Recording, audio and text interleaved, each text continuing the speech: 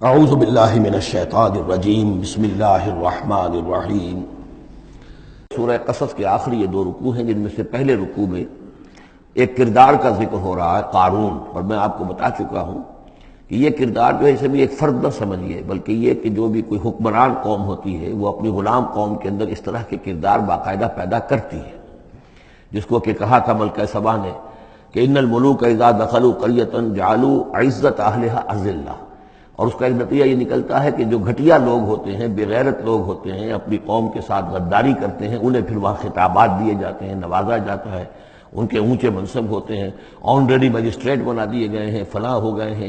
یہ سب کون تھے؟ یہ انگریزوں نے در حقیقت ہندوستان میں اپنی جو حکومت کو مضبوط کرنے کے لیے یہ ایک طبقہ جو ہے ہندوستانیوں میں سے ڈیولپ کیا تھا، اس طبقے کا یہ کردار ہے قارون۔ اچھا، اس قسم کے لوگوں کو پھر انگریز بڑے بڑے ٹھیکے دیتے تھے۔ اب آرمی کے سپلائی کے ٹھیکے ہیں تو بڑے بڑے ٹھیکیدار یہی ہوتے تھے، انہی کے پاس سرمایہ ہو جاتے تھے۔ یہ ساری چیزیں جو ہے ایک دوسرے سے ملی جلی ہوئی ہیں۔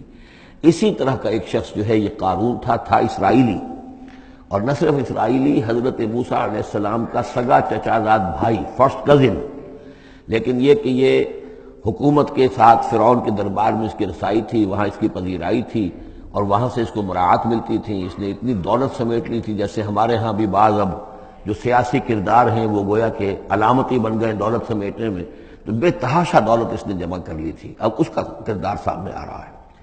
ان قارون کان من قوم موسیٰ، یقیناً قارون جو ہے وہ موسیٰ کی قوم ہی سے تھا۔ تورات میں اس کا نام قورہ آیا ہے، یعنی قارون کے بجائے قورہ، یہ کوئی تلفظ کا فرق ہو سکتا ہے۔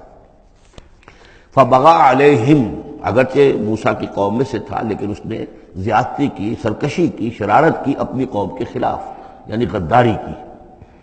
وآتیناہ من الکنوز، اور ہم نے اسے اتنے خزانے دیے تھے، ما ان مفاتحہ لتنوء بالعصبۃ اولي القوہ، کہ اس کی کنجیاں اٹھانے کے ضمن میں بڑے طاقتور جوانوں کی ایک جماعت بھی تھک جاتی تھی۔ یہ ذرا بات سمجھ آج نہیں آئے گی کہ آخر اتنی وہ کنجیاں کتنی ہوتی ہوں گی، تو اصل میں یہ کنجیاں جو تالے ہیں ہمارے جس طرح کے، یہ تو اب ایجاد ہوئی ہے۔ پچھلے زمانے میں کیا ہوتا تھا کہ کوئی بڑا سٹور ہے تو اس کے آگے بڑا ایک پھاٹک لگا ہوا ہے، اور اس پھاٹک کے ساتھ جو دروازے کو بند کرنے کے لیے بڑی لمبی لکڑیاں لگائی جاتی تھی، تو اس طریقے سے وہ جو اڑنگے لگائے جاتے تھے اسی سے وہ پھر دروازے جو ہے بند ہوتے تھے۔ تو اس طرح کی کوئی شے ہوگی، ورنہ جس طرح کے تالے اب ہمارے ہاں ہوتے ہیں اس طرح کے تالے تو اتنے نہیں ہو سکتے کسی بھی معاملے کے، لیکن یہ کہ اس کو اگر ذہن میں رکھیں تو بہرحال اس سے جو مراد ہے وہ یہ کہ دولت بے انتہا اس کے پاس جمع تھی۔ اذ قال له قومه، جبکہ اس سے کہا اس کی قوم نے، لوگوں نے کہا، کچھ بھلے لوگ بھی ہوں گے، جیسے ہم مکالمہ سورہ کہف میں پڑھ آئے ہیں، دو آدمیوں کا مکالمہ تھا، ایک وہ درویش تھا اور وہ عارف باللہ تھا، اللہ پر ایمان رکھنے والا تھا، اور ایک وہ تھا کہ جو دولت میں مست ہو گیا تھا، مال مست تھا۔ تو وہاں کچھ لوگوں نے جو اچھے لوگ ہوں گے ان سے کہا، اس سے قارون سے، لا تفرح ان اللہ لا يحب الفرحین۔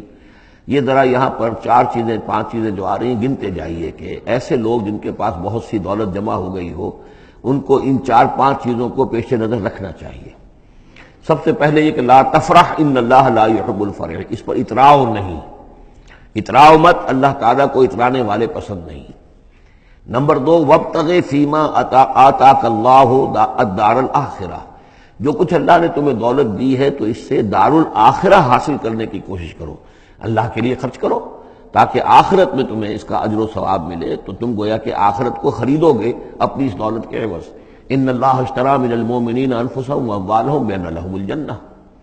نمبر 3، ولا تنس نصیبک من الدنیا، معلوم ہوتا کہ بخیل بھی بہت تھا کہ وہ اپنے اوپر بھی کچھ خرچ نہیں کرتا تھا، جمع کرنے ہی کے اس کو فکر دامنگیر رہتی تھی۔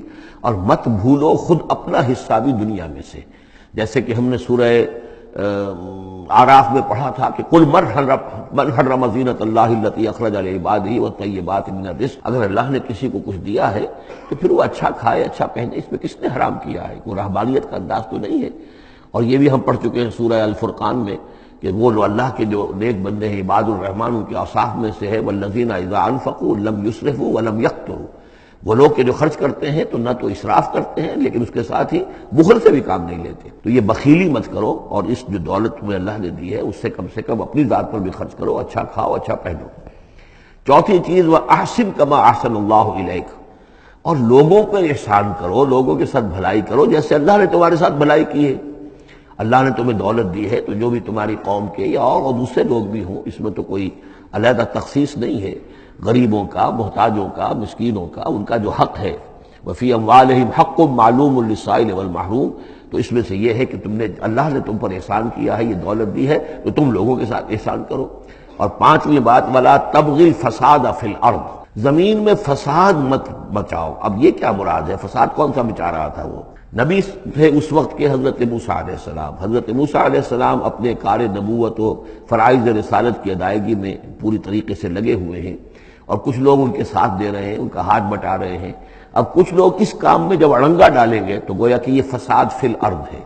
اللہ تعالیٰ جو خیر چاہتا ہے موسیٰ کے ذریعے سے وجود میں آئے، اب اگر آپ موسیٰ کی مخالفت کریں گے، اس کی اسکیموں کو ناکام کرنے کی کوشش کریں گے، یہ وہی بات ہے جو منافقین کے بارے میں سورہ بقرہ کے دوسرے رکوع میں آ چکی ہے۔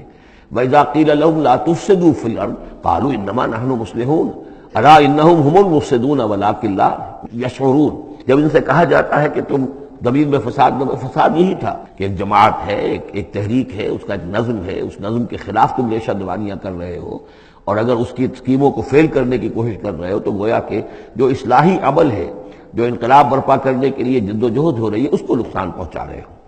ان اللہ لا يحب المفسدین، اللہ کو ایسے مفسد پسند نہیں ہے۔ تو یہ پانچ چیزیں گن لیجئے۔ نمبر ایک، لا تفرح ان اللہ لا يحب الفرحین۔